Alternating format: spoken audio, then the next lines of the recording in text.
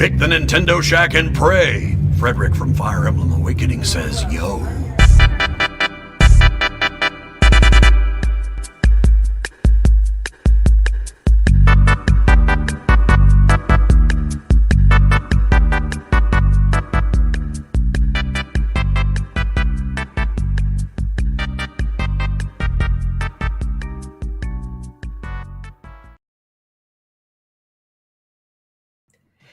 Greetings, Koopalings! Welcome to this week's episode of the Xbox Empire. No, just kidding. Yeah! Still the Nintendo Shack. Still the Nintendo Shack. Not going anywhere. Not yet, at least.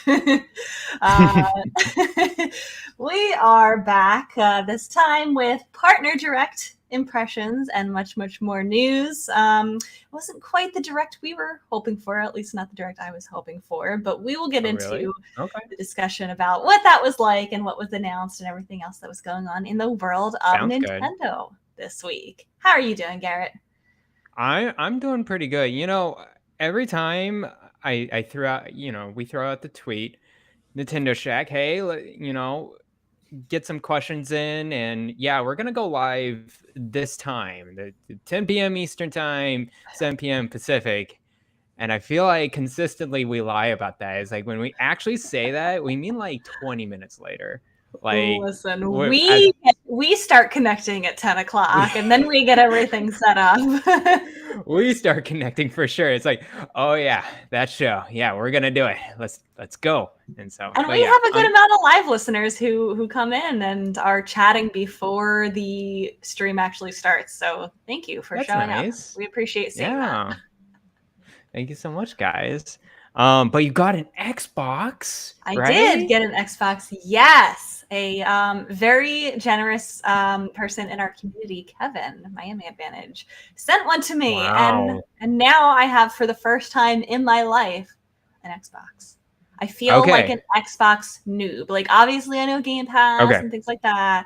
And I have to set it up and learn everything because I've never had one before. Yeah, I'm trying to figure out what's a good route for you. Of course, Game Pass. That is like the number one thing you should get. And honestly, you don't need to buy more games on top of that. Once you have Game Pass, you're set for that Garrett, console. where am I going to find time in my life to play more games? Well, the thing is, for Game Pass, it's not like, oh, I have to spend all my time playing 500 games that are in the probably it's around there. I think it's like 200 to 300 games right now in Game Pass. It's meant for you to try stuff out. It's meant for you to look at the first party legacy content. It's for you to just dabble here and there. There's a lot of great indie games in there as well. Great third party stuff. Just whatever you're into. And Game Pass is like that. It's like, hey, just try whatever you want and just go for it. You know, I really do like that model in a lot of ways because there are certain games that I will never try if I have to buy it at full price. I just won't because I have never played that franchise before, or, I'm somewhat interested, but not enough to shell out $60-$70 for it. So I do like that kind of model, the Game Pass model, the PS Now model, so that I can, try a few minutes of a game, just to mess around with it. And if I really like it, keep playing it. Or, if I didn't, play it for an hour, I got my fill, my enjoyment out of it. And that's something I wish Nintendo would lean into more with their retro library. They have such a huge legacy, and I wish that they would have a Game Pass comparable, library of their retro games. Yeah, that would be good. But they'll just kind of ink away at this whatever Nintendo Switch Online. It's like, oh, here's our 30 or 40 games, and that's it. There's no Super Mario RPG. No. Of course not.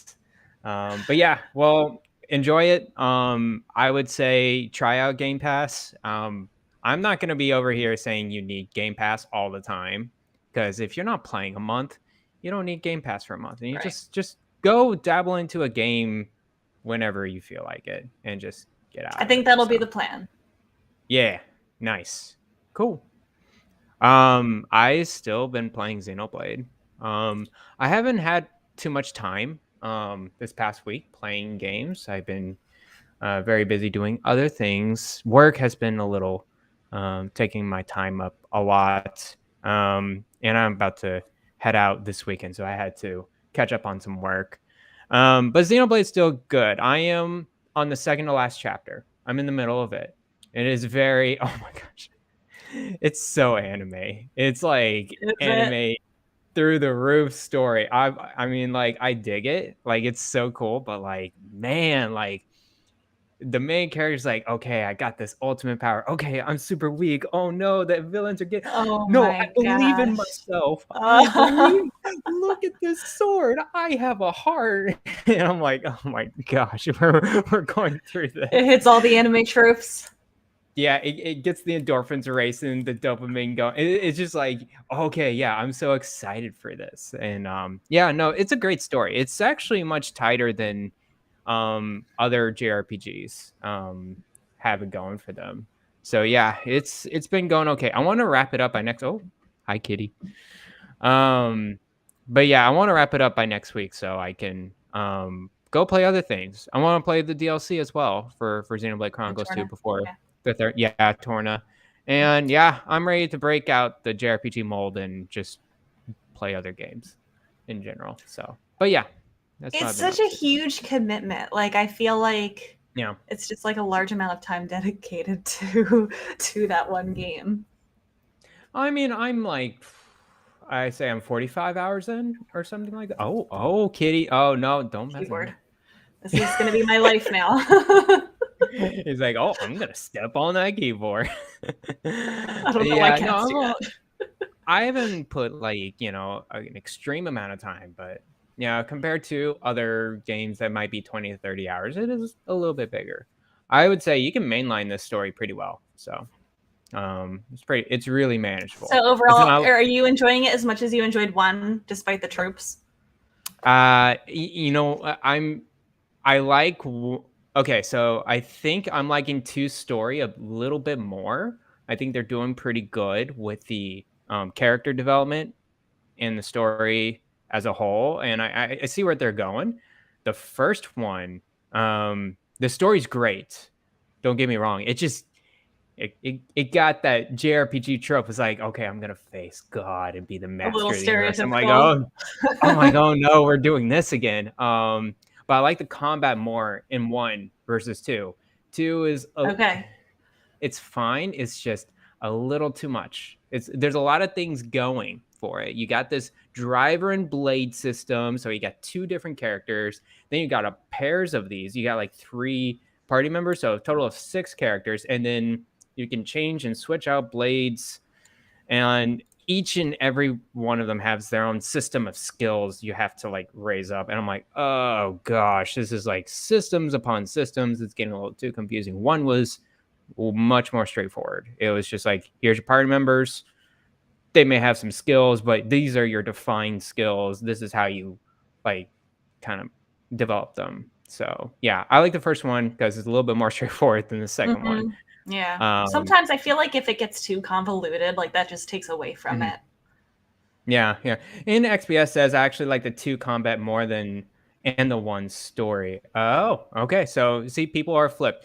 Xenoblade is, I think it's just a preference type of thing. It's like it's just what bothers me is two systems, man. I have to dive into these menus and I'm like, I am tired of this. I don't want to do the extra side quests. I don't want to do the extra things. Let me just play the story. Let me put it on casual mode, and I don't want to mess with it. So that's how I can understand that. Sometimes I'm like that too with some games. So yeah, that's pretty much what I've been playing now, other than other things I'll talk about later. Okay. But what about you? I have been diving into the retro thing even more. I feel like I gravitate towards this during the summer, especially when I have more time. But I specifically made a list of short classic games that I want to play over the summer on my stream specifically. I'm calling it Rebecca's Retro Summer. So all the games that I have are picked. I might add some more if I get through them really quickly, but the vast majority of the games are like games that you can beat under 5 hours or so. Like none of them are over 10 hours. They're all under 10 hours. And so far within like the past week or so, I beat Star Fox for the Super Nintendo, Super Mario Bros. 2, And today I just beat Street Fighter 2 Turbo. And these are all games that like I've never beat before. Like maybe I've played a little bit of them here or there, but I've never beat them before. They're all brand new to me to beat. And I really liked all three of them. I had Street Fighter 2 Turbo growing up as a kid. I had both Street Fighter 2 and Turbo, but I was a kid when I played it, so like I wasn't very good, didn't know what I was doing. Today I played as Chun-Li the entire time, and it was a blast, and I love her. And I was saying the whole time she should have been the one who was in Smash instead of Ken as an Echo Fighter. I agree with you. I love Chun-Li. She was the first woman video game character that I've ever played as in my life, so I was very happy about that. I enjoyed Super Mario Bros. 2 a lot more than I thought I would. I know that that's like kind of the black sheep sequel of like Mario games, the whole Doki Doki Panic I guess thing. so. Yeah. But I really liked it. I played as Peach the entire time, not because I like Peach, but because she has that floaty ability, like when her dress she floats, and that just makes it easier to do the platforming elements of it. But I don't know. I thought the levels were really fun. Like it wasn't too hard. There was like enough like kind of weird stuff going on that made it kind of cool. I like too. It has a vibe. Yeah. It has a very It does cool have vibe. a vibe. It had very good music. I really like the different variations of Birdo as the boss. Like it didn't feel like it was the same boss every time, but it didn't feel like the same boss every time because like the attacks were varied and things like that. So I don't know. I really liked it. And then Star Fox was, kind of as I expected. Short, pretty simple to get through. I only played through one of like the levels. I know there's like 3 levels that you can go through, like 3 paths, I guess you should say. I only did one of them. But the end was super trippy. I loved it. I feel like that was very trippy. It's so trippy. I feel like that was like peak, like, oh my God, like we're going to push the Super Nintendo hardware to like the max that we can in whatever year this came out. No joke. I could just see like, a 90s college kid just like smoking a joint and just like going to that Andros. It's like, whoa. Yeah, it was cool. And like I feel like none of it really surprised me all that much because I played Star Fox 64. So, I kind of saw the better game before this game, but I can see a lot of where like that was inspired from. Like I feel like there's a lot of N64 games that really built upon the foundations of the Super Nintendo game and is like just the same thing but a lot better. Like you can obviously see that Ocarina of Time is a Link to the Past, but like 3D and better and more ambitious. I feel like that's the same with Star Fox 64 and Star Fox Super Nintendo. Yeah, I agree. I personally like Link to the Past more than Ocarina of Time. I do too, but I mean like the inspiration, like the ambition of it. Yeah, no, I get you. For sure with Star Fox, I see it very clearly. Like, Star Fox 64. That one's a fun one. That's a good game. The regular Star Fox, it's hard. It's just hard because it was really trying that 3D, graphics in that 2D plane setting in the SNES. And I remember playing it when I was super young and I had no clue what I was doing. And I was just going all around. And it's like, what are these polygons just moving around? And I'm trying to shoot something. I'm trying to dodge something. Like it was. I really like the boss fights in that game, though. I feel like they make the boss fights really fun.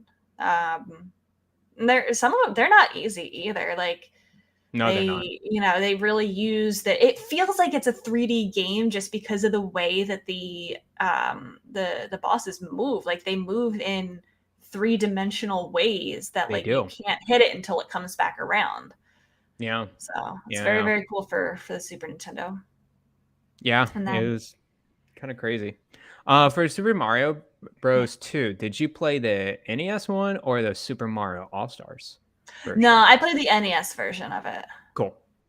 Is it different? It's different in All-Stars. It's just the skin. It's just SNES like updated graphics skin. That's it. Yeah.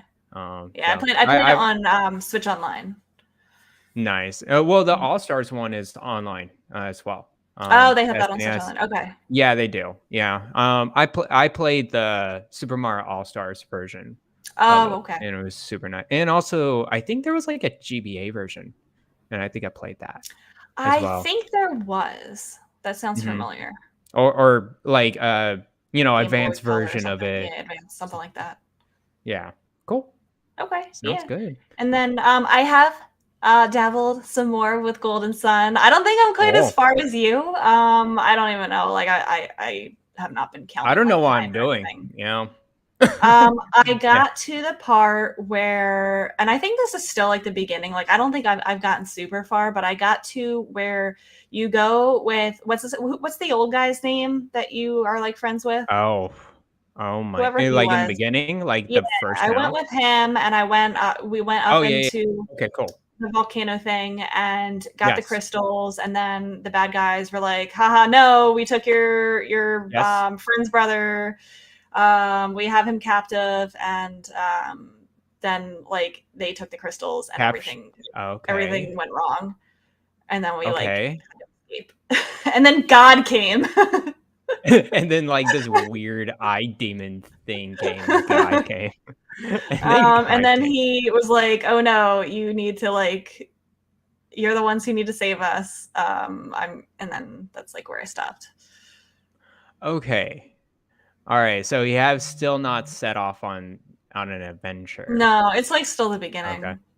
Okay. But like I Okay. feel like it set up the story. Like I'm kind of Yeah. into the story. I'm like a little bit confused about like what are the crystals, the elements, whatever things I need to get. Yeah. So those 3 crystals were set there as like a balance or whatever, and they want to steal it to destroy Mhm. the group wants to steal it to like destroy the world or humanity or There's a taking lot of power or whatever. dialogue. There's a lot of dialogue to it. And yeah, there's the brother there. It was like a plot twist in Yeah, the that he was actually storyline. alive this whole time. Yeah, And he actually was alive like this whole time and with the working group. with them. Yeah. Yeah, and now captured the sister and left. Hmm. That's yeah, Jenna, cool. yeah, she's captured. So I feel like I'm getting into the story. I feel like I'm a little confused, but maybe my questions will be answered as I keep going. Yeah, so I'm a little bit farther than you still. There will be one town below you that you'll, you know, mess around with, and then you'll go through a cave like Pokemon and then get out and you'll be in the next town like Pokemon Like and Pokemon. you'll figure out what to do there. I am stuck at that next town after the cave. I'm like Okay. yeah, I kind of don't know what to do. And so I just need to resort to A looking guide, up a yeah. guide because I'm kind of just I looked literally everywhere around that town, around the place that I need to be in. I don't Yeah. know what to do. So I I might feel as like well that's just look up really a a guide. product of its time of like putting in things that you would just never be able to figure out on your own. Yeah. You need to talk to your friends in the playground, you know? Mhm. That's where the good stuff Or is. subscribe to Nintendo Power or, Oh, dang. whatnot. I'm sure that Yeah. they put hints and stuff or buy our guidebook, things like that. Uh, Mhm. Oh.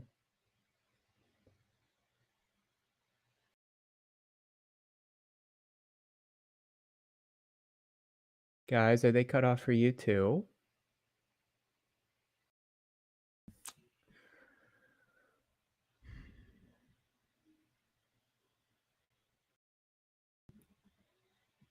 Yeah, okay, so she's frozen.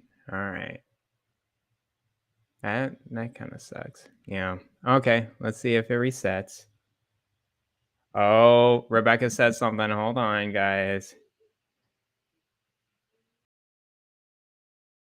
My Wi-Fi died. Oh, her Wi-Fi died, guys. Okay.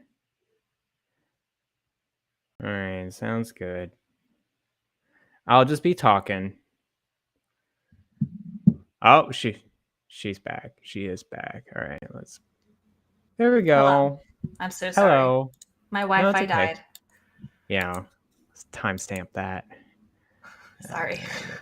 No, It it's just okay. it just said you are offline. Oh no. I'm back. The other night it was off for like hours. But we're Wow. good. Fingers crossed. Okay. I Good. was gonna say I'm going to continue chipping away at Golden Sun. I am having a game come up for review. I haven't gotten the game yet, but it's going to be another similar type of game that is, it's not like super long, but it's like, I anticipate it to be a little lengthier. So I'm going to try to keep playing like a little bit of Golden Sun while I play that. Cool. I know I'm being slow on it, but I promise I'm chipping away at it each time. Oh, well, I mean, we're all slow at it too, so. And then we got to hear Elaine's thoughts. I don't know how far she could have beat the game by now. Who knows? Hey, she could have, played it overnight. She really could have. We don't know. Anything else that you've been playing that you want to talk about before we get into this week's news? No, but there is something that happened and announced, and I'll talk about my impressions of that later. Okay. Yeah. In that case, let's jump into the Partner Direct, the Nintendo Direct Mini Partner Showcase, which I think the day or two leading up to this, there were some rumors starting to swirl like, guys, I think it's a Partner Direct, all these insiders, whatnot. And I'm like, oh my God, this is really what Nintendo's going to do. So I had some reservations because I feel like, and I know, maybe I'm being a downer. Maybe I'm being a little bit too harsh on this. However, I feel like our partner showcase, our third-party direct, was the entire Summer Games Fest 2 weeks prior to this. I feel like all the third-party games, like, they had their time to be announced for the Switch at Summer Games Fest. So to me, it's like, okay, like, there might be some cool stuff here, but what about the first-party Nintendo stuff? Like, we just heard about a lot of third-party Switch stuff. So, I feel like I was a little bit negative going into it. That being said, I feel like this was one of the better partner showcases. I feel like there was something for everyone here. It's so good. Yeah, so I feel like it's a little bit hard to be too, annoyed with it.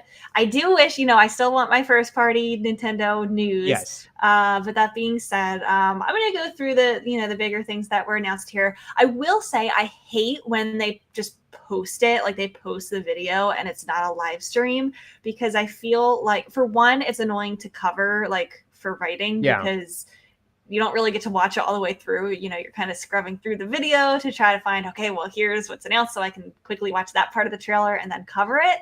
And then also, I feel like it's not everyone reacting all together at once, because people might be starting at different times and things like that. So you just have to be more careful with it.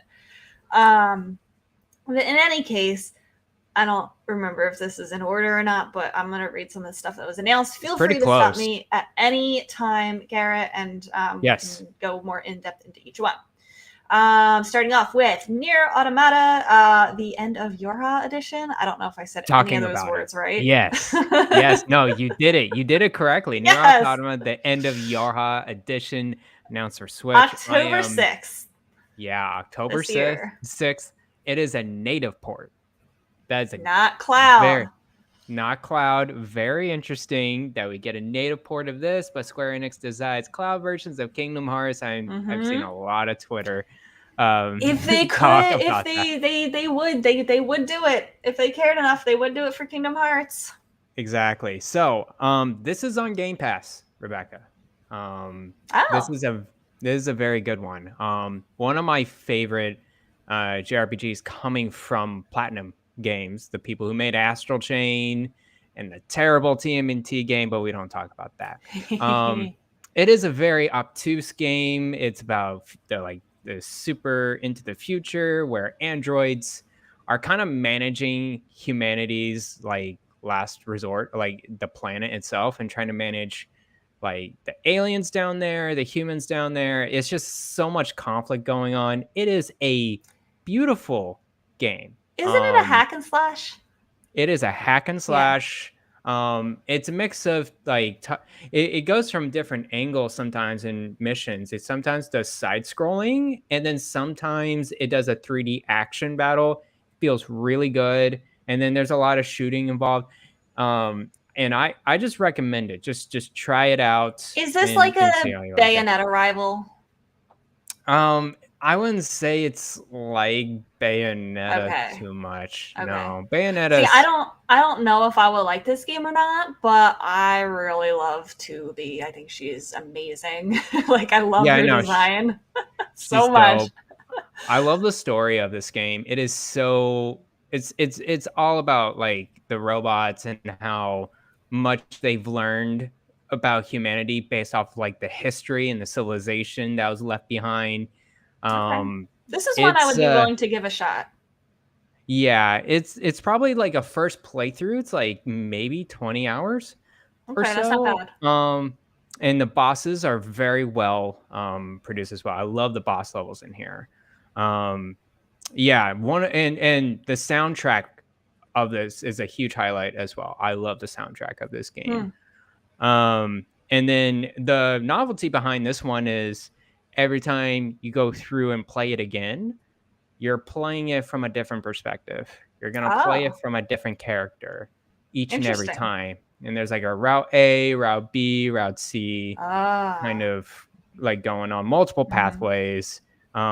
I think you have to play like the game like 6 or 7 times in order to get like everything down. But I only played once and I was Yeah, okay. good. So you And can a get little like bit a of the full second. experience doing it once. Like it's not everything, but you can feel like it's a Well, satisfying experience. I mean, it was satisfying to me. I know more people. I know the near fans out there is like, no, you got to play at least 4, like down to route D or something like that. But the second time around is interesting because it's a much different perspective than the first time. And so, Okay. yeah, I would definitely recommend it. Yeah. Yeah, I'm That's one glad it's that's coming always on like Switch. kind of interested me. Like just I'm gonna be honest, because of 2B. Like that's the only reason why it's interested me. Mhm. So It's cool, not cool, the cool. same amount of time each time either. It's like 20 Oh, hours the okay. first one, and then like it gets smaller as you get Okay. like Got it, got yeah. it, got it, So, got it. Okay. anyways, it's great. I Mhm. wonder how it will be on Switch. I'm very curious to see what that will look like and how Yeah, that will perform. the trailer looked okay. That's the crazy thing. It didn't look any kind of like jaggedness or anything like that, or it didn't seem jerky to me. It looked like typical Switch graphics, 30 frames, and that's Mm-hmm. pretty much it. So, Mm-hmm. yeah, Yeah, cool. it's good stuff. Next, Loreley and the Laser Eyes coming out next year, 2023. This is the same developers as Sayonara Wild Hearts. I know that was a pretty Cool. popular game. Super Bomberman R2, 2023. Get excited, Okay. Bomberman fans. This Bomberman R for the Switch, which came out the Switch's release day, I Hmm. returned because I did not like it. It did not. Oh, The I heard it's pretty this rough. the online part, which I feel like it's only fun if you play it with other people, and I don't know if it improved at all, but around Yeah. launch the online was not good, very bad to play with other people online. Cool.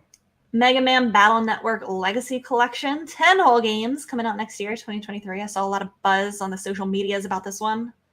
Yeah, a lot of people who grew up with this like collection of games are really excited for this one. They've been really asking for it from Capcom for quite a bit.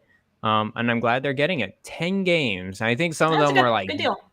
yeah, some of them are like doubled up like Pokemon. You know, it's like there's the Ruby and Sapphire version. That's Got kind it. of what the why there's so many games of this. But I heard it's good, and I want to try them out for sure. Good. Yeah. Cool. Next year. Pac-Man World Repack later this year, August 26th. I saw Yeah, some buzz about this. I didn't know if it was sarcasm. Like, is there some kind me of like too. inside joke about this game that I don't know about? I looked at it and I was like, absolutely no. Like it's Yeah, like this is. same. I'm like, this is a And then joke. This is like, somebody yeah. messaged me and was like, "Oh my god, like this game, like you have like, are you on the Pac-Man hype?" And I'm like, "Ha ha ha, you're joking." And they're like, "No, like really?" I'm like, What? "What?" Like, I know some people So are excited for this game. I'm like, okay, people like the Pac-Man. I just think of Pac-Man as Pac-Man. I think of the original, you cannot let's beat the original Pac-Man. You can't do it. that's what I think. And then when I see this game, I'm like, they're just, I just don't think Pac-Man needs to be a 3D game. yeah, that's pretty much it. I totally agree with you. Like, I don't know why people are This very is excited for this this is a for sure. game that should not be any other genre besides collecting little pellets and being chased. And then going to the next stage. Yes. Yes.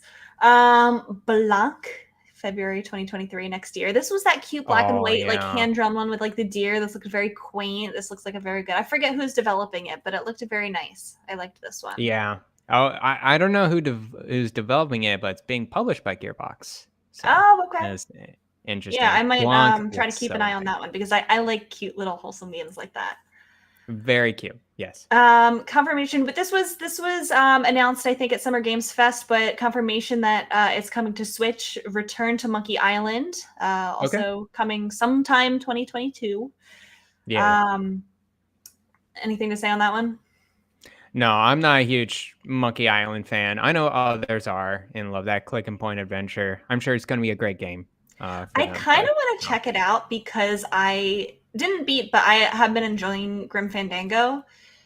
Cool. And I know that's kind of the same type of game. Same people, I think. Yeah, Double Fine. Well, they did did they do the first two? I think they're involved with it somehow. I guess. Okay. I don't know. I don't know about Monkey Island. I'm not knowledgeable behind that. So. Yeah, me neither. We got the Mario Rabbids Sparks of Hope release date, which leaked ahead of time, as in good Mario Rabbids fashion, October 20th.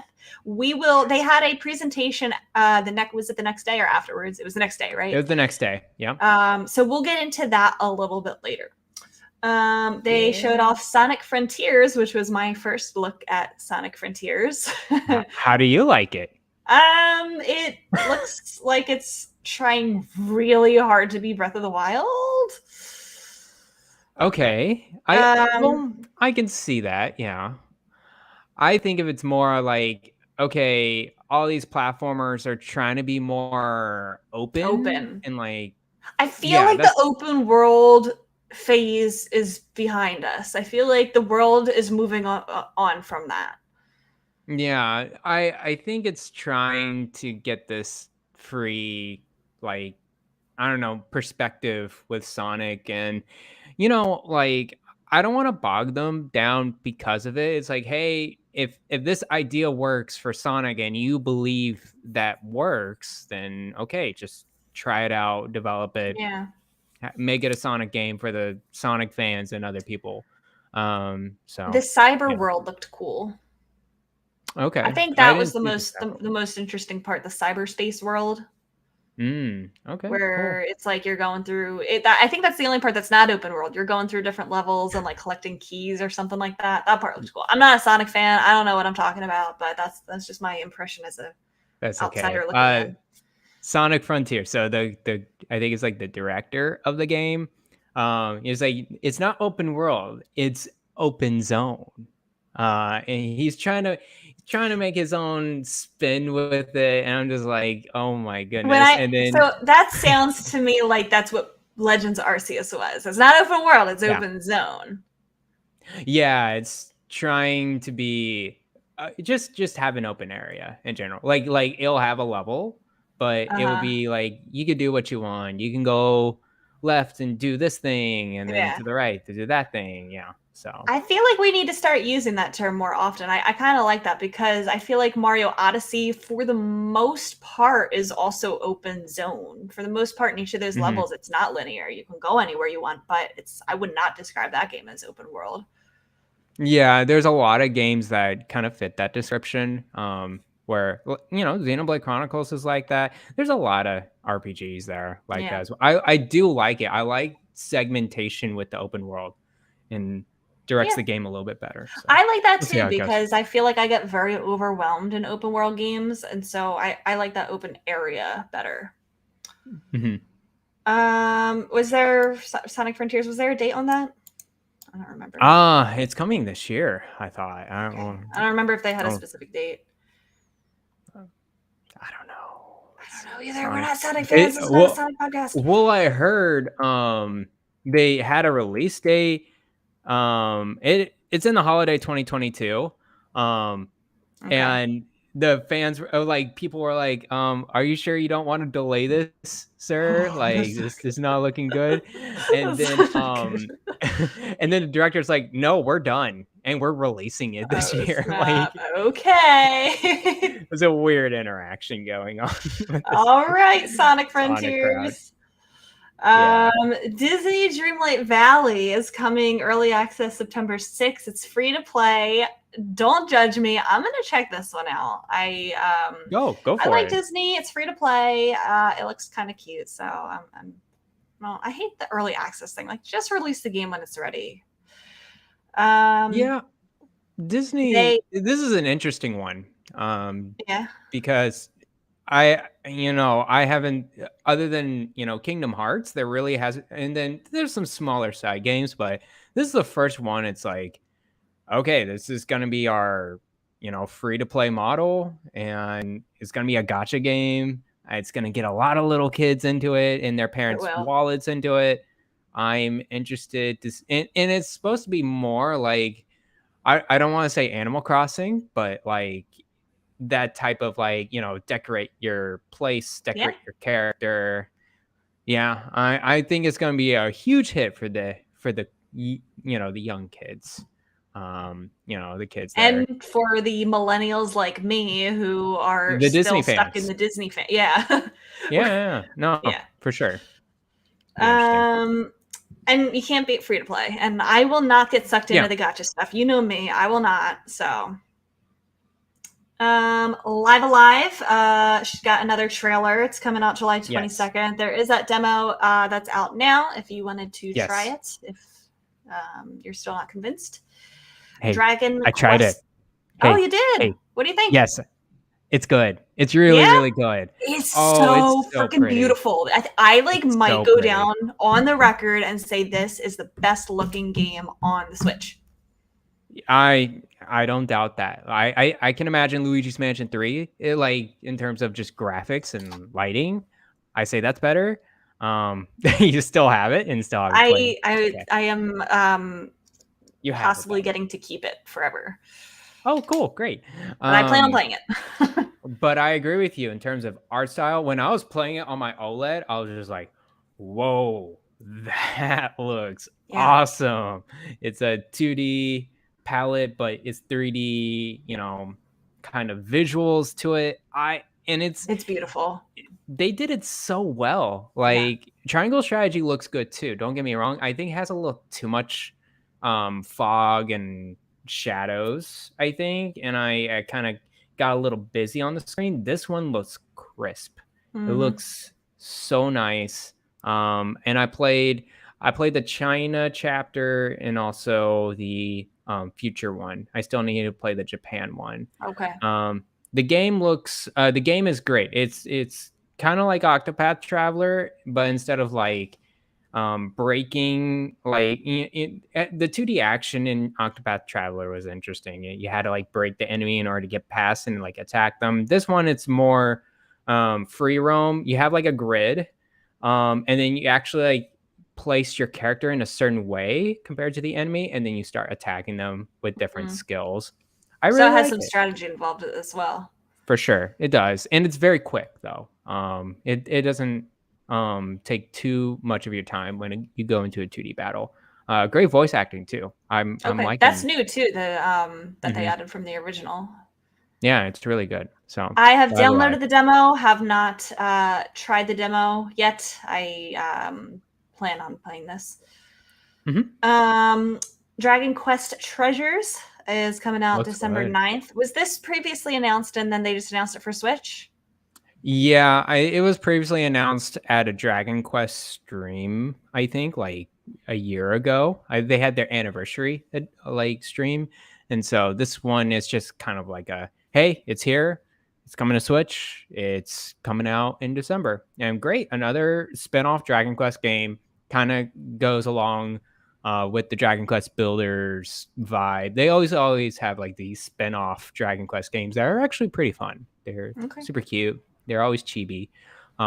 This one looks really solid. So good. Probably won't get it day one, but I'll keep my eye on it for sure. Okay. The Portal Companion Collection was shadow dropped, right? It's out now. I think it was shadow dropped. I remember they announced this before, but they didn't say when it was coming out, and I think they just dropped it just the other day. So yeah, they just dropped it. It looks. I love Portal so much. Portal's good. It's so good, guys. Like I don't know how you missed it. If it, like, I have a PC that can still run, you could probably play it on PC. But hey, get on Switch too, because I love that game so much. Yeah, it's a great puzzle. It's a good one. Little Noah, Scion of Paradise. Yes, Little Noah, Scion of Paradise. It is also, I think, available now. Okay. It is a cute little 2D action hack and slash game where you like grab these monsters randomly and you kind of like orientate them in your party and customize your character. It's cute. It reminds me of this other game that came to Switch as well. I think it's called like Lapis Labyrinth or something on the long lines of that. I remember you talking about that one. Yeah, looks fast paced, looks great. So I just wanted to shout it out. Okay. Harvestella? Yes, Harvestella. That one looked really good. I don't remember this one. What was Harvestella? It was like the second to last game to be announced. You're this. Yeah, this girl in this village, and you kind of just go through and do the harvesting type of stuff and role playing game and going through the story. It looks great too. So Assorted Blue says looks like Rune Factory meets Final Fantasy. I agree. It's like that Rune Factory Atelier type of game going on where you it looks good too on Switch. So cool. And then that is coming November 4th. And finally, Persona. It happened, kind of, sort of. You thought it didn't happen, right? Well, it's not Persona 5. Persona 5's coming, and Persona 4, and Persona 3. Wait, Persona 5? Is Persona 5 and Persona 5 Royal the same thing? So, yeah. Okay, so for Persona games, there's the base game, and there's always an updated game to it where it's like adds more content to it. Probably another 20 to 30 hours more. For Persona 5, they added an extra playable character, extra side story stuff, and then like another semester of school. So that is Persona 5, but with extra stuff. That is Persona 5. Oh, I see. As somebody who was not into Persona, I thought that was like a different game. Okay. These are all mainline games. They're all the expanded mainline Persona games. So Persona 5 Royal coming to Switch October 21st, the same as Xbox, PC, and PS5. There will be a physical edition for this one. So guys, physical collectors, go and get this one. This will be, I think, a collector item for sure. Was this not on other consoles before? This was on PS4. So they're having a PS5 version. Oh. So it's like updated. And it's coming to Xbox.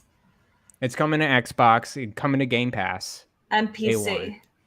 And PC, yes. So it was only PS4 until now. Yes. And now it's coming everywhere. Yes, that is correct. Okay. Yes. Persona 5 Royal, October 21st. And then we got Persona 3 Portable, which is the PSP version of Persona 3. People argue between that and then Persona 3 FES, which is the PS2 version of the game. I think they made the right choice with Persona 3 Portable because I think they have extra content with it. It's just FES had actual, I think, 3D graphics to walk around, whereas Portable is more of like a go click and point type of thing with character art. So it's interesting that Persona 3 Portable is coming, but instead of FES, but whatever. We got Persona 3. And then Persona 4 Golden. Oh, Rebecca, this one steals my heart. Seriously, I love this game to death. Are these all like separate games from each other, or are they like in order? They're separate. You can play them however you want. They're not related or connected in any way. Meaningful. I love Persona 4 Golden to death, but they're both coming early 2023, digital only to Switch. So that's why I asked, because they're coming later than Persona 5, and I didn't know if there was any continuity that you had to care about. No, you can play Persona 5 and be totally fine. Persona 4, I loved the music. Like, the music's so good, Rebecca. Maybe I'll listen to the soundtrack. Yeah, it's on Spotify.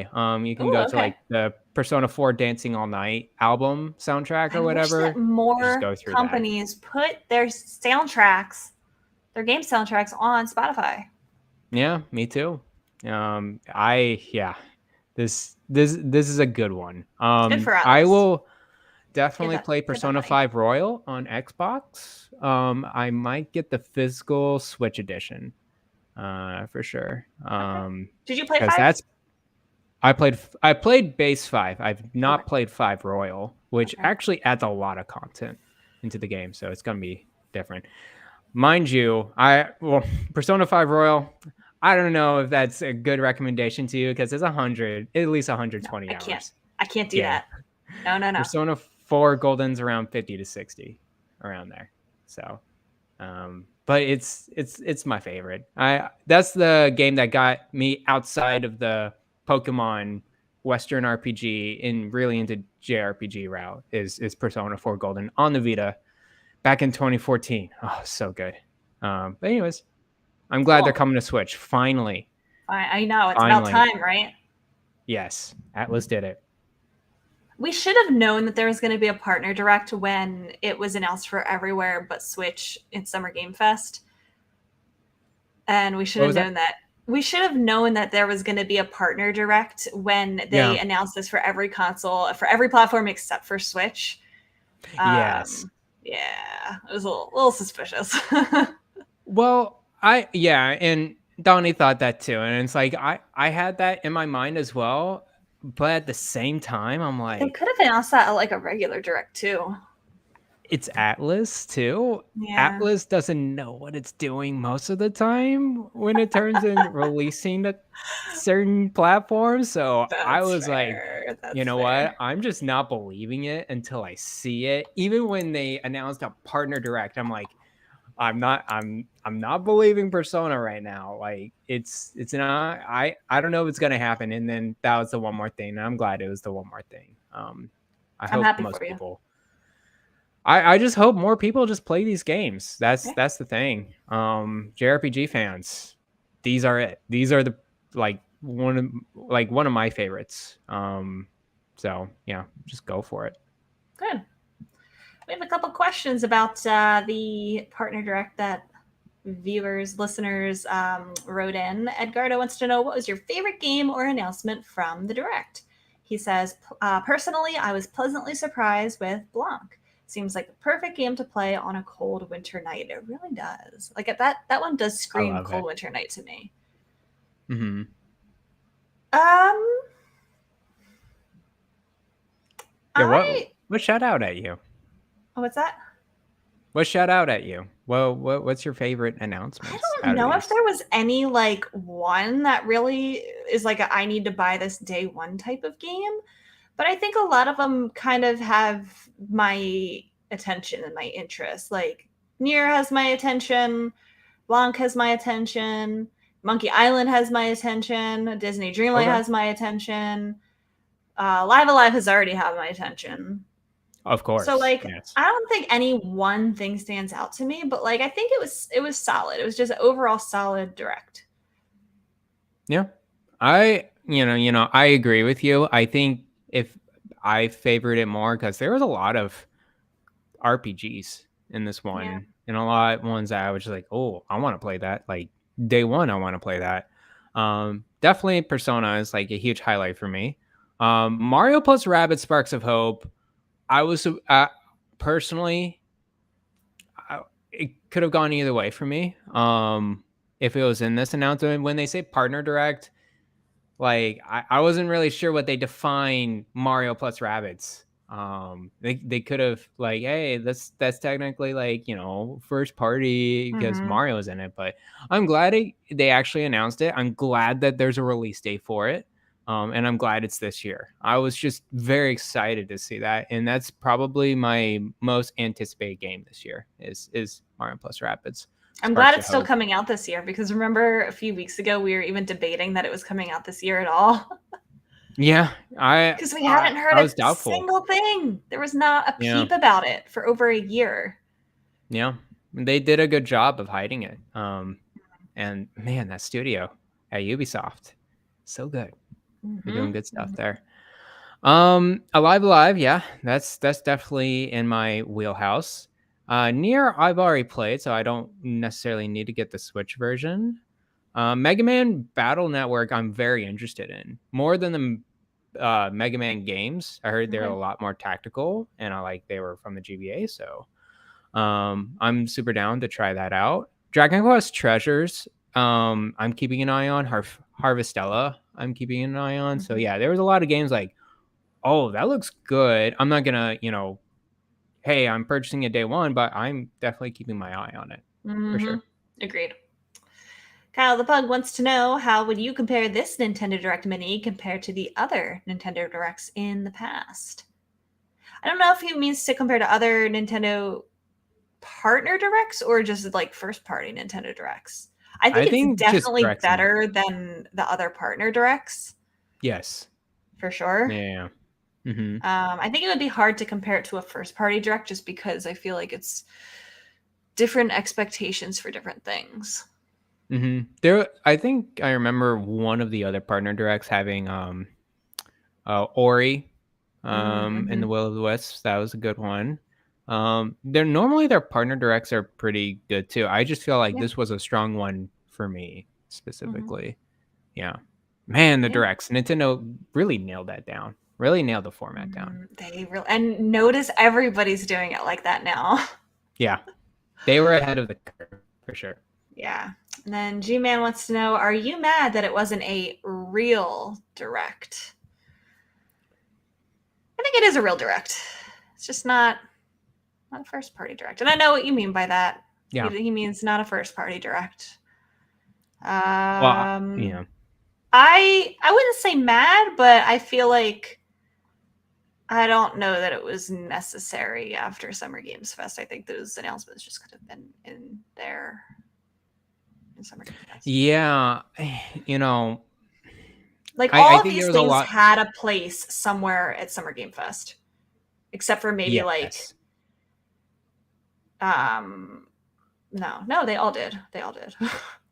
No, I agree with you. That all of them, they could have been actually. It would have been nice to have these within the Summer Game Fest time, because that would have been like part of the package, just like, hey, we're excited for all the games, and here's the partner direct from Nintendo. It's like, awesome, sounds good.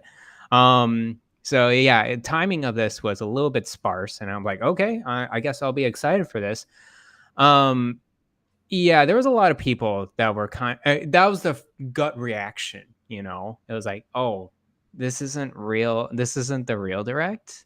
That's what got people's mindset going. I'm like, yeah, just, kind of just like see what is going on with this one, because there's a lot of first party games already scheduled for the rest of this year. And I'm with the Xenoblade Chronicles 3 direct as well. I was actually skeptical of having a real direct at all. And so when I saw this partner direct, I'm like, that makes sense. And it's like, okay, if they put Mario plus Rabbids in this one, then I don't think there won't be a real direct until I think it's not going to be July. I think it's going to be later, depending on the rumor that we heard. Definitely. We'll talk about that. Oh yeah, I just wish people just keep a positive light on this, because it's more content for the Nintendo Switch. Even though it's not first party, it is great games coming. Yeah. Especially Persona. I find it very funny how the narrative has shifted in the past 5-10 years. I feel like 5-10 years ago, we would have been thrilled to have a partner direct focusing on third-party content, because there was none. And now we've gotten to the point where people are like, really, another partner direct, more third-party games? Like, it's just so funny how that general public opinion in our bubble, I feel like it's definitely our online bubble, has changed over the past few years. Yeah. But awesome. I'm glad it happened. I'm glad that they had this, and there was a lot of great games in there. It was a very strong direct. Let's talk about the Mario Rabbids live stream. I did not watch it, so tell us about it. Well, it was very nice. It was the head of director there that explained a lot about the game. The presentation of it was very nice. Just laid out the fields like, hey, this is what this game is going to be like. Here are the characters. I love his accent. I think it's like Italian or something like that. It was really good. It's the Mario Galaxy focus. So that's the theme around it, like the stars and Luma, like every Rosalina, the Rabbid version is in it. So pretty cool. I think one big advancement of this game, instead of being a grid, like it was in the first game, it is free roam. So you'll have a character in the tactics play style, it'll be its turn, and instead of blocks, it will be like a radius. It's like, okay, you can move within this radius and you can get behind cover if you want. But Interesting. I wonder how that's going to change the strategy. Yeah, I don't think it'll change so much. It just won't be so segmented. Like, you won't be able to like count the number of blocks or something like that. Right. So yeah, it'll be pretty interesting to play it. And then Bowser's in like facing off with them. They set the story of this game. They added new characters into it that's not part of the, Mario universe or whatever, or the Rabbids universe. They just made brand new characters and villains and stuff like that. So cool. Yeah, no, I'm excited for this game. I can't wait. When does it come out again? October 20th. Does that feel like a good time slot for it? Yes, but Persona 5 Royal is coming out the next day. But you've played Persona 5. You can. No, I played the base one. It's so different. Royal but you just so different. You just said it's the same game. Which is it? Okay, I'm gonna play Mario plus Rabbids first. Okay. Yes, that's the logical thing to do. I will play that first. Then I'll go to Persona 5 Royal on Xbox. You can play multiple games at once, You cannot with Persona. I don't know. I guess you can with those two because they're not like completely. They're not similar in any way, other than just turn-based stuff. So yeah, I might just play both at the same time. I don't know. I can't wait for this one. It's so good. I'm very happy for you. I was like getting worried that this game would be pushed to 2023, like when we really hadn't heard anything. But it's good news. Good news. And I feel like October is a good spot for it.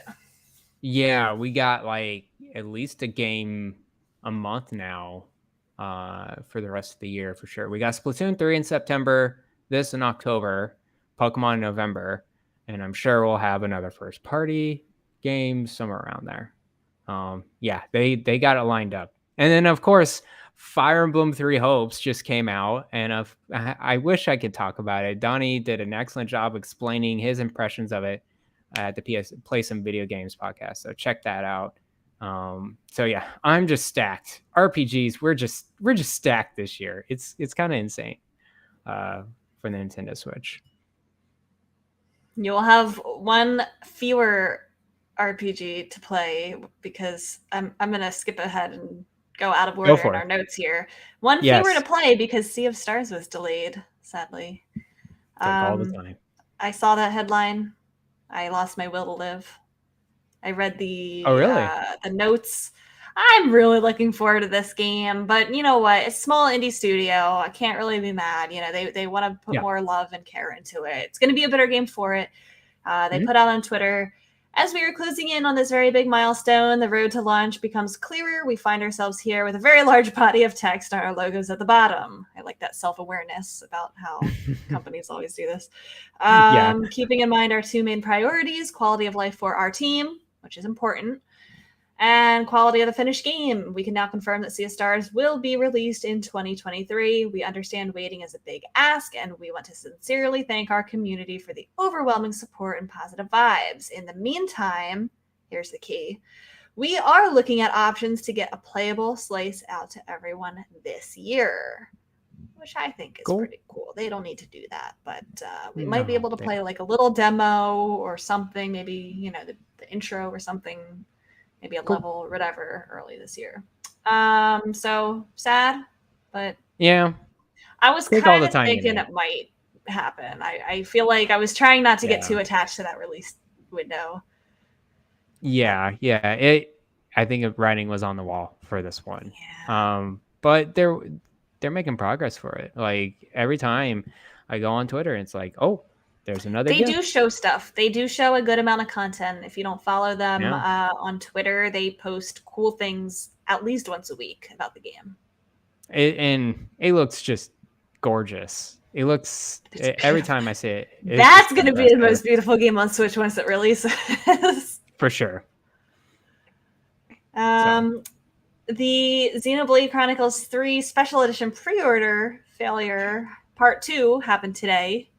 Yeah. Remember a couple weeks ago when they tried to release the special edition and the whole site crashed and failed and everything was on fire and everybody was sad because they couldn't get their special edition. And they said, "Okay, guys, we screwed up. We're gonna do this over again in the future, but we're not gonna tell you when, and we're not gonna tell you if we're gonna do anything differently next time. But we're gonna do it. We're gonna do it again someday." And today, they did the whole thing over again, and they didn't do it any different, and they didn't give anyone a heads up. I think they took it off the homepage this time. That being said, I heard a lot of people still had a lot of trouble getting the special edition. I saw a couple people got theirs eventually, went through after some time, but man, shouldn't they figure out a different way to do this by now? I don't know. I don't know if they know a different way to do about this. It's like this it is Give it to what another it is. retailer. Don't do it through your website. Yeah, no, it would be great if they just give it to like Best Buy, GameStop, and Amazon and just be done with it. Like, I don't know how much they have in stock or what they expected. Yeah, no, this was an utter complete failure. I don't know why they just stuck it in their Nintendo store. Maybe just they didn't have enough. I'm glad I'm not in this business. I don't care much about special editions or physical editions or whatnot. So, and looking at this, I'm like, that's why I don't want that stress in my life. I don't want to waste time in my life. It has to be really good for me to try that hard to get it. Yeah, Elaine did get it, I think. Oh, did she? Oh, good for her. Yeah, she snagged a copy. I know more people were successful for this one compared to the last one, but boy, oh boy, it still was pretty rough. XPS in chat is saying, I think Nintendo really underestimated the fan base, but didn't they look at what happened a few weeks ago and say, okay, there's a huge demand for this. Let's take a look and see how we can do things differently and accommodate for that demand. They did not accommodate. No. I don't. Yeah, I don't know. This game is more popular than they think.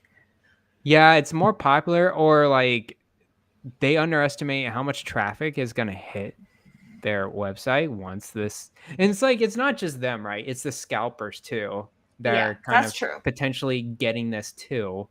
So yeah, they just, I don't know. And why would they do it to their own website? That's the biggest thing, is like, why worry about this on your own infrastructure where it just sucks?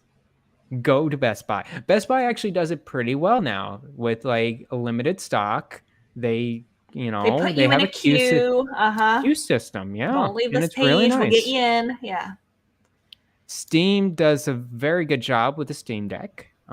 There are set that's a whole thing over there. It'll take like, probably at least 2 years to get all the Steam Decks out, but they had a queue system.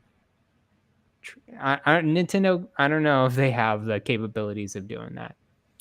Especially with I don't know how much they're going to produce out of this, the hard copies of these special editions. So we'll see if part 3 happens later. Hopefully everyone who wanted one got one. Yes. And if not, best of luck getting one. Just a little earlier tonight, the Sega Genesis June update for Nintendo Switch Online dropped. Available to play now are 4 more Sega Genesis games. Comic Zone? Did I type that right? Comic Zone? I think you did. Okay. Target Earth, Zero Wing, and Mega Man The Wily Wars, which I know nothing about any of these games, but the reception under the tweet seemed to be positive. Yeah, I think people were liking Wily Wars. I think, man, I am not a Genesis person. I never was. Same. So yes, ask Ryan Turford about if these games are good on I'm the glad Switch. that they're Not still me. putting stuff on that service. They're still churning it out. Mm-hmm. Sword of Blue says Comic Zone is a beat 'em up and it's really great. So Okay. there you go. I heard a lot of good things about Wily Wily Wars. Wars. I heard good Yeah, things about Wily that for the Mega Wars. Man fans. Yeah, cool. Cool. And then we'll close out the news segment with the rumor mill. As per Jeff Grubb, the #3 games journalist in the world, Metroid Prime Remastered is definitely coming for sure, without a doubt, totally this year. Totally. I believe it. Yeah. He says Prime 2 and 3 are pretty much done, but Nintendo is holding on to them. I also believe that. I don't think we'll see those anytime soon. I do think Metroid Prime will come this year. I told him, Jeff, please let this be the time. My heart cannot take it any longer. And he replied and he said, I think they will announce it. This was before the partner direct. And he said, I don't think they're going to announce it at the partner direct. I was like, yeah, no doubt they're not going to. He said, I think they announce it soon after that, though. Which makes us think, is there going to be a regular Nintendo Direct soon, like July? Or is this going to be one of those things where they randomly just drop a tweet someday, like in July? Oh, this is a random drop tweet. I think so. I think they're going to do the same thing that they did for Paper Mario and the whatever the heck came to Switch, where that was just a random, that was just like a random tweet one day. And I can definitely see that happening here. Yeah. Cool. Metroid Prime Remastered. We've been hearing about this for a while. And I know Emily Rogers has been, talking about it for months now about it. And Jeff Grubb confirming it. So cool. I'm down. Like, I've never played the Metroid Prime games. So I'm very happy that they're coming to the Switch and I get to try these out. So give me your best case scenario and your worst case scenario for this announcement. Oh, like best case scenario would be this would be a Metroid Prime remake from the ground up. And it would be like full on, like it would just look really great on Switch. It'll come out this year, like let's say December of some kind. And yeah, that's pretty much it. I expect it to be $60. Like, oh yeah, I mean, like, easy. Yeah, it's not going to be any cheaper, especially if it's a this is a remaster, right? Not a remake. We said. I know we were going back and forth. Yeah, they say remastered. So we'll Skyward see what Sword it is. HD was $60. This is going to be $60. Yeah, for sure. Worst case scenario, it never sees the light of day. Oh, okay. My worst case scenario is worse than that. My worst case scenario is that sometime in July, they put out a tweet and they say, hey guys, Metroid Prime 4, remember that game? We gotta start over from scratch again. But here's Metroid Prime Remastered. Oh, that would be terrible. It's like, guys, I know you've been waiting for this since 2017, but we got to restart it again. And Retro Studios is doing a great job over there. Not even if they say, oh, we're hard at work, we don't have anything to show. Oh, no. We're putting it in the hands of Monolith. Somebody totally random. Totally random.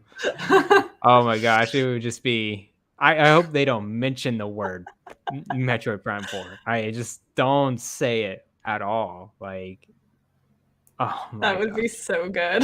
That would be horrible. Please. Don't get me wrong, that would be horrible. Don't do this. But yeah, I think this makes sense. I think this makes a lot more sense than Wind Waker or Twilight Princess, even though I would prefer those. I think it will definitely happen for sure, without a doubt. Cool. We have some chat questions directly from you. Not as many this time, but some good ones. Donnie wants to know Fire Emblem Free Hopes when? Donnie, I know. I know. I will get there. I want it to go on sale because I've waited this long. Like, if I get it now, it's just like, I'm kind of like people are playing it now.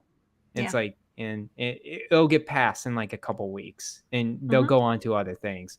I can wait till the holiday season, get it for $40. That'll be prime time for me. I think It's true. is Yeah. November, December this year. What about you, Rebecca? You ready for Fire Emblem Three Hopes? You ready to go for it? I'm so excited to play this game. Did this come out already? Yeah, it came out. Well, Donnie beat it. Oh yeah, he did. Okay.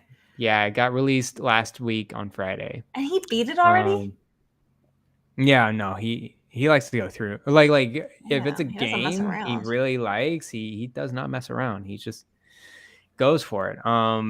So yeah, it looks really good though. I want to play it. I really do. It's like a spinoff and or direct sequel, not a direct sequel, but like very close to Fire Emblem Three Houses, the lore of it, the story of it. So yeah, kind of like how definitely. Age of Calamity was, right? Yes, very much so. Yeah. Makes sense. Brian writes in on our Discord, wants to know, and he was unsure to ask this question, but I actually like this question. He says, I noticed the female characters in Xenoblade Chronicles 3 are less sexualized than in previous games. Do you think this is intended to appeal to a wider audience given the success of the Switch?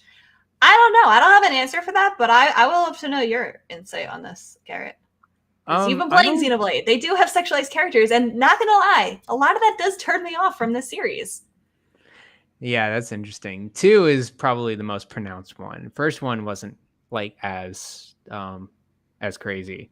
I think that's just because of being the Wii and older graphics at the time as well. I don't think it was just at the time they were thinking of it.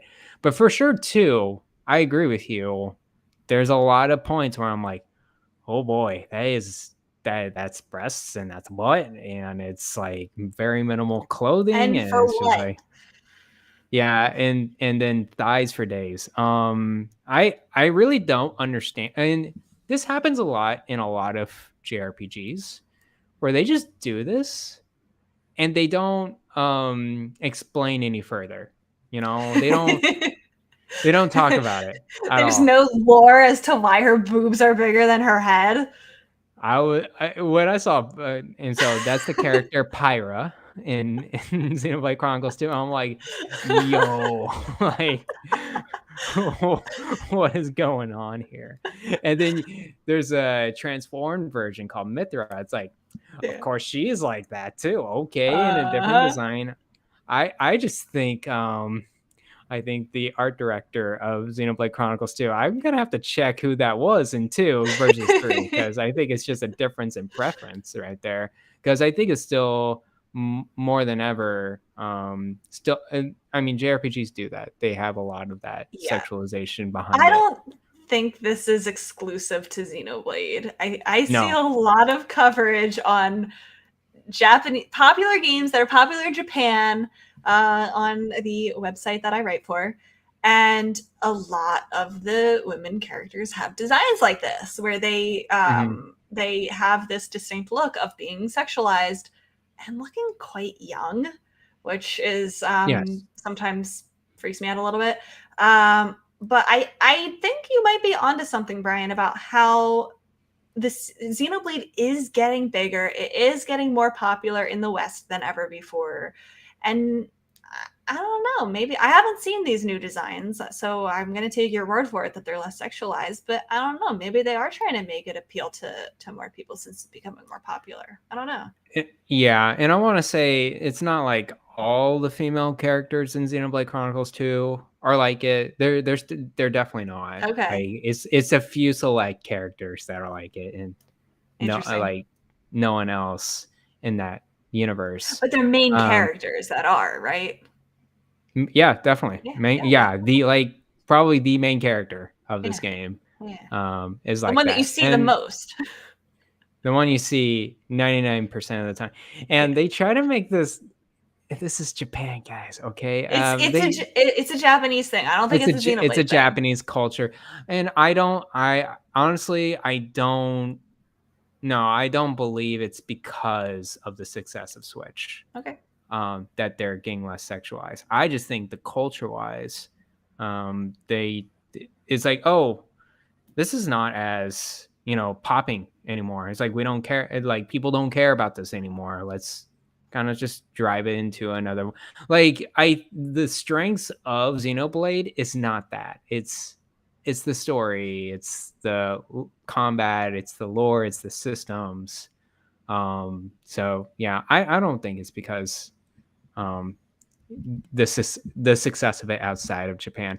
There was some feedback though with PlayStation doing some changes between the Japanese version and Western audience versions. It's kind of it's kind of funny that there's like some striking differences in like cleavage and like clothes. Like it's like, okay, let's cover them up now. Like Sony's being more attentive for that for that audience. So yeah, interesting to see though. I was actually surprised for 2 it was like that. I'm like, this is not what I think of Xenoblade, but they just did it anyways. And I just think an art director was there that thought this was cool.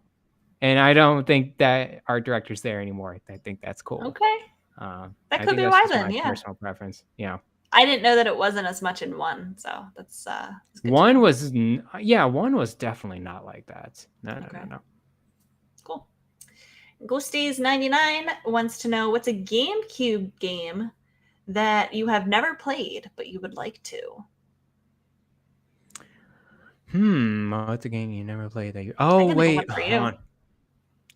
Oh yeah, what's up? What is it? One for you is Wind Waker. Oh, okay. Hold on.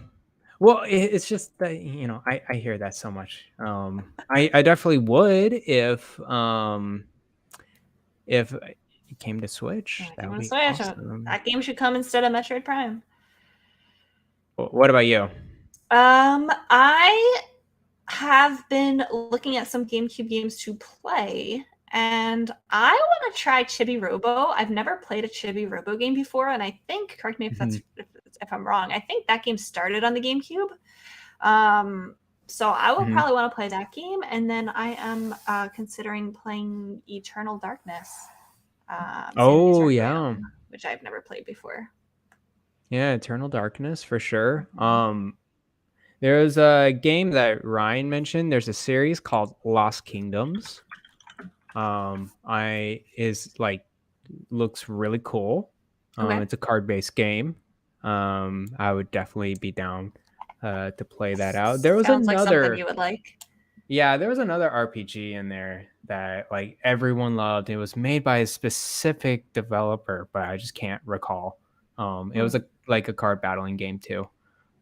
Lost Kingdoms for Garret. That's what Edgardo Roberto said. I was like, okay, good. I got it down. Yeah, Lost Kingdoms. Okay.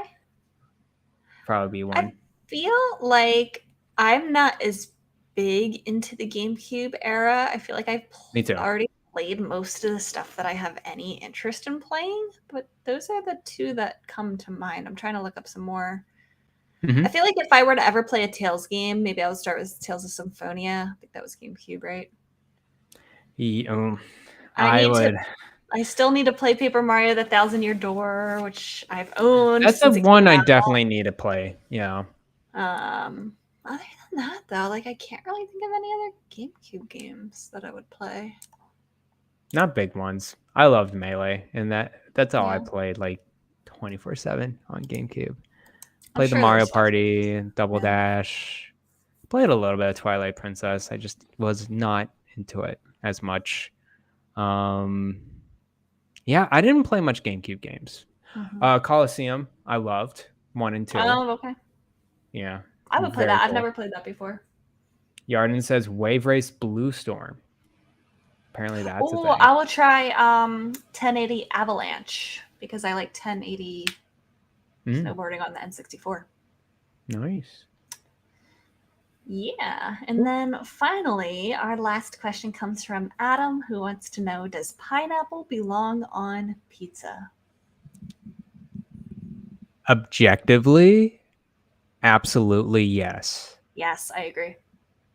I love I don't pineapple know. pizza. Like whoever invented it, thank you, and whoever doesn't like it, I'm sorry. Who was supposed to make that pizza from all of our predictions last year? Did we ever get follow up on that? Oh wait, Do you remember that? no, we didn't. I know who it is. Who I was just that? forgot. I can just look up in Discord real quick. He's I'm in calling them Discord a out. lot. He calling you out, guys. Calling you out. Where's that pizza? I know the picture. Oh, TPR. That's it. TPR. Where's the pizza? Where's the pizza? TPR. Where's the pizza? What was it? Something where we had to make predictions? He was gonna order the pizza. Yeah, it's not for us. Yeah. He was gonna do our. Okay. We came up with toppings for every prediction that we got correct. We each came up with a topping that for him to put on a pizza he would eat. I don't remember ever seeing a pizza, TPR. Yeah, so me neither. This is me calling you out.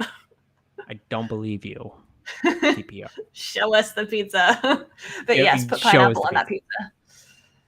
Not too much. I mean, like, of course, I think everyone knows don't put too much pineapple because it's just that it doesn't get delicious don't make it after soggy. A certain threshold. Yeah, don't make it soggy. Well, just don't pack it. Like, pepperoni, you can pack it. You can like just put like pepperoni in like every inch of that pizza and be great. Pineapple, you can't do that. You got to sprinkle it and then like put some jalapenos on it, maybe some sausage or bacon. Oh, so good. So good. I put pineapple and ham on my pizza. Oh, it's great. Hawaiian pizza. Hawaiian pizza is so good. It is. And you know what? Now I'm very hungry. So thank you for that question, Adam. All right. That is going to do it for this week and the Nintendo Shack. It's a good news week this week. We will see what July brings us because tomorrow is July. Already. Don't remind me. Oh my goodness, this time just flies. Days just pass. It's already July. It's crazy. It's my birthday month. Crazy. Ooh. Yeah. All right. That's going to do it, Koopalings. We will see you next week. Bye-bye.